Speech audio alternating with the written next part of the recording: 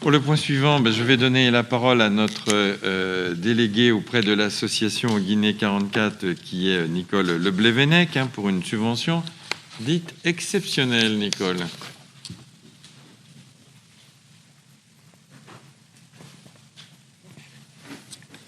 Oui, effectivement. Donc, il est rappelé en préambule que l'association Guinée 44, basée à Nantes, est une ONG de plus de 25 ans, engagée dans la solidarité internationale en Guinée et en Pays de la Loire. Cette association conduit des programmes de développement dans des domaines tels que l'eau, l'assainissement, la gestion des déchets, l'agriculture, l'alimentation, la jeunesse et l'insertion professionnelle, l'éducation à la citoyenneté et à la solidarité internationale. Depuis 2009, la ville de Bouaye, tout comme 4 autres communes de la métropole nantaise, a engagé un partenariat avec cette association, dont il découle notamment une subvention octroyée à hauteur de 2 000 € par an en soutien à divers projets. Comme beaucoup d'associations de solidarité, Guinée 44 rencontre depuis quelques années des difficultés financières que la crise sanitaire actuelle a accentuées, conduisant à la mise en place d'un plan de redressement. La stratégie posée vise un retour à l'équilibre à l'horizon 2023. Dans ce contexte, l'association a sollicité une subvention exceptionnelle auprès de ses partenaires pour contribuer à son redressement et permettre la poursuite des projets engagés, lesquels mobilisent 80% des fonds de l'association. Il nous est proposé, vu l'avis de la commission Jeunesse Aînée, Solidarité et Santé du 8 février 2021, d'attribuer une subvention exceptionnelle de 2 000 € au profit de l'association Guinée 44. Merci Nicole pour cette présentation. Je ne sais pas s'il y a des... Non, ça a été vu précédemment. On va corriger, tu as raison. Ça a été vu dans la commission Solidarité, me semble-t-il. C'est ce que j'ai dit. C'est dans la commission Solidarité au pluriel. Moi, je souhaitais rajouter un petit mot parce que c'est vrai que c'est une association avec qui on a énormément, je pense, très bien travaillé depuis fort longtemps. Tu rappelais que nous sommes engagés dans un partenariat depuis 2009, mais même avant, il y avait déjà eu des contacts. C'est grâce aux contacts qui avaient été créés sous le mandat de Madame Burgot que nous sommes aujourd'hui engagés dans cette coopération Nord-Sud. Il y a eu de très beaux projets. Je pense au chantier de jeunes qui a été mené et qui nous laisse encore des très beaux souvenirs, mais aussi les divers projets qu'on a appelés Edukindia, qui étaient faits pour amener aussi des conditions sanitaires beaucoup plus correctes. Là, nous achevons l'Edukindia 2. Voilà, on arrive à la fin du programme. Voilà.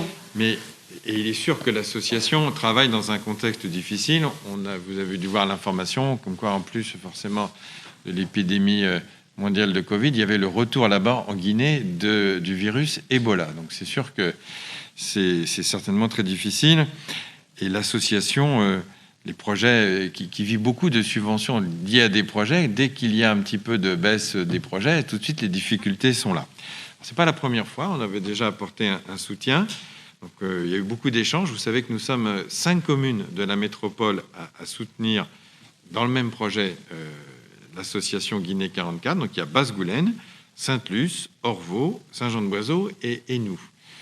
Donc, nous avons eu des échanges entre maires et avec l'association pour voir finalement si on y allait ou pas. Parce qu'il y a un moment, si on n'y va pas, si on n'apporte pas notre soutien, il est clair que l'association même envisageait le dépôt de bilan. C'est-à-dire c'est la fin de l'association.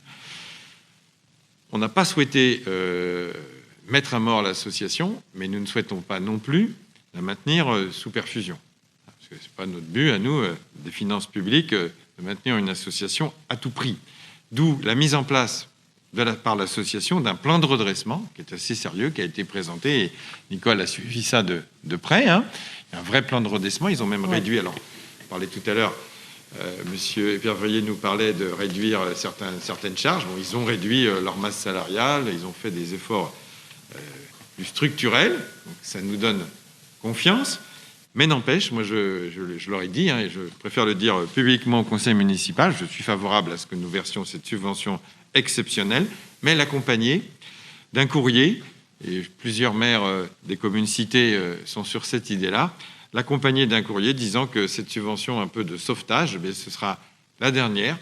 Donc il faut maintenant qu'ils soient... On les remet à flot. Après, il faut qu'ils se débrouillent. Nous ne réinterviendrons pas financièrement pour un second sauvetage. On est consciente. Hein. Voilà. L'association Guinée 44, on est tout à fait consciente. Je voulais le dire publiquement. Quoi. Oui, oui. Donc, oui. Voilà, ça va. Et non seulement on le dit, mais en plus, on va l'écrire à l'association si nous accordons cette subvention. Y a-t-il d'autres interventions? Oui? Ah, c'est gentil. C'est très gentil, Nicole, de penser à notre Michel Morisson qui a disparu tout au début. Il n'a pas disparu du Covid, mais il a disparu au début pendant le premier confinement. Il nous a quittés et on lui a rendu hommage, je pense, au mois de juin avec sa famille. Oui, c'est lui qui a été l'initiateur avec le maire de l'époque. C'est lui qui a été à l'origine de notre partenariat. Ah oui, et puis il a suivi ça jusqu'au bout. Ah oui, il l'a porté. Donc on va poursuivre sur ces traces, mais il faut vraiment que l'association, elle doit aussi maintenant être suffisamment aguerrie pour pouvoir se rénover sur le plan de ses finances. Je mets aux voix, s'il n'y a pas d'autres interventions, qui s'abstient, qui vote contre, adopté à l'unanimité. Je vous remercie.